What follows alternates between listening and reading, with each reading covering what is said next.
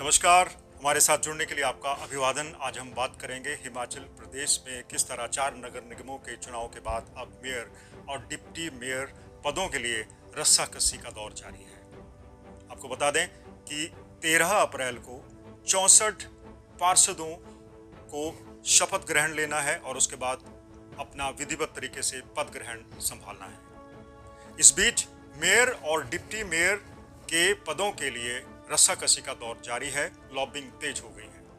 हालांकि धर्मशाला को छोड़कर मंडी, पालमपुर और सोलन में तीनों मेयर के पद आरक्षित कर दिए गए हैं, लेकिन धर्मशाला में जो मेयर का पद है या डिप्टी मेयर का पद है, दोनों अनारक्षित है। एक तरफ जहां आरक्षित पदों के लिए उम्मीदवार लगभग तय कर दिए गए हैं कि कौन मेयर होगा, वहीं असली लड़ाई डिप्टी मेयर के पदों को लेकर है। धर्मशाला से शुरुआत कर लेते हैं। धर्मशाला में 4 निर्दलीय चुनकर आए हैं, लेकिन एक निर्दलीय ने पेच फंसा दिया है। एक निर्दलीय मुख्यमंत्री से मिलने भी पहुंच गया।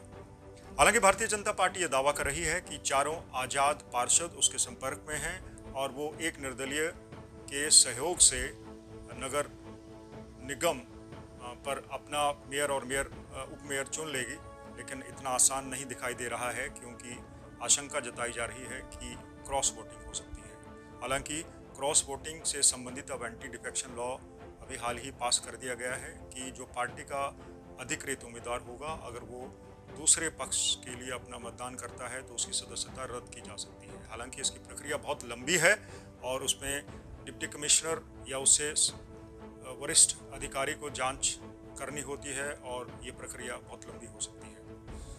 वहीं अगर मंडी की बात करें तो मंडी में भारतीय जनता पार्टी को बहुमत प्राप्त है और अब मंडी में मेयर और डिप्टी मेयर के पदों के लिए आखिर जो उम्मीदवार हैं उनके नाम चिन्हित लगभग कर दिए गए हैं। अब पेच सोलन और पालमपुर नगर निगमों में फंस रहा है, खासकर उप मेयर यानी कि डिप्टी मेयर के चयन के लिए। सोलन में मेयर का पद आरक्षित होने से पूनम ग्रोवर का नाम सामने आ रहा है। वो दलित समुदाय से ताल्लुक रखती हैं। वहीं उप मेयर के लिए, डिप्टी मेयर के लिए सरदार सिंह, जो कांग्रेस के वरिष्ठ नेता हैं, उनका नाम लिया जा रहा है। हालांकि 1-2 और लोगों के नाम भी सामने आ रहे हैं, लेकिन वो वरिष्ठता के लिहाज से काफ़ी नीचे हैं। वहीं पालमपुर में भी कांग्रेस के पास बहुमत है और वहां पर भी मेयर और डिप्टी मेयर के पदों के लिए खूब रस्साकसी हो रही है, लॉबिंग हो रही है। भारतीय जनता पार्टी को मुगालता है कि मंडी को छोड़कर बाकी कहीं भी उसके पास बहुमत नहीं है। धर्मशाला में रस्साकसी बहुत ज़्यादा हो रही है, लॉबिंग बहुत ज़्यादा हो रही है और वहीं पे ऊपर नीचे होने का, यानी कि कुछ एंटी डिफेक्शन या फिर क्रॉस वोटिंग का खतरा मंडरा रहा है। हालांकि जो वोटिंग है वो सीक्रेट होगी और जो 4 निर्दलीय हैं वो अपना खेल खेल सकते हैं, लेकिन भारतीय जनता पार्टी इन सब को अपने पाले में लाने की कोशिश कर रही है और निर्दलीय सिर्फ एक ही शर्त पर भारतीय जनता पार्टी को समर्थन दे सकते हैं, वो ये कि डिप्टी मेयर निर्दलीय किसी भी पार्षद से चुना जाए। कुल मिलाकर 13 अप्रैल को अब शपथ ग्रहण समारोह होना है। 64 नए पार्षदों को शपथ ग्रहण करनी है और अपने अपने वार्ड्स में जाकर काम शुरू करना है, लेकिन अब सभी की नज़रें मेयर और डिप्टी मेयर कौन चुना जाता है इस पर लगी हुई है। खूब खेल होने वाला है।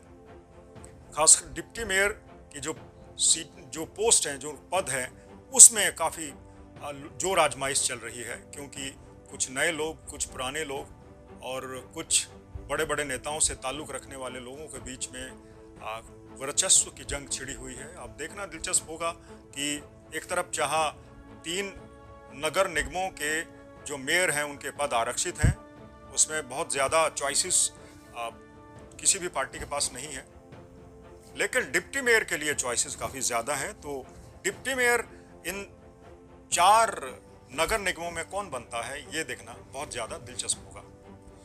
अब आखिर में ये बात कर लेते हैं कि नगर निगमों के चुनाव हो गए। नगर निगमों के चुनावों को सत्ता का सेमीफाइनल माना जा रहा था। भारतीय जनता पार्टी जो रूलिंग पार्टी है उसके लिए लिटमस टेस्ट था। इस लिटमस टेस्ट में भारतीय जनता पार्टी खरी नहीं उतर पाई। उसके पास कोई बहुत ज़बरदस्त आंकड़ा नहीं है। मंडी को छोड़कर, मंडी खुद मुख्यमंत्री का गृह जिला है, वहीं से ताल्लुक़ रखते हैं। वहाँ भारतीय जनता पार्टी ने बहुत अच्छा प्रदर्शन किया है। धर्मशाला में भी लगभग दावा है कि वो अपना नगर निगम का मेयर और डिप्टी मेयर बना लेंगे निर्दलियों के सहयोग से। लेकिन सोलन में कांग्रेस ने अपना परचम लहराया है और वहाँ भारतीय जनता पार्टी को आईना दिखाने की कोशिश की गई है।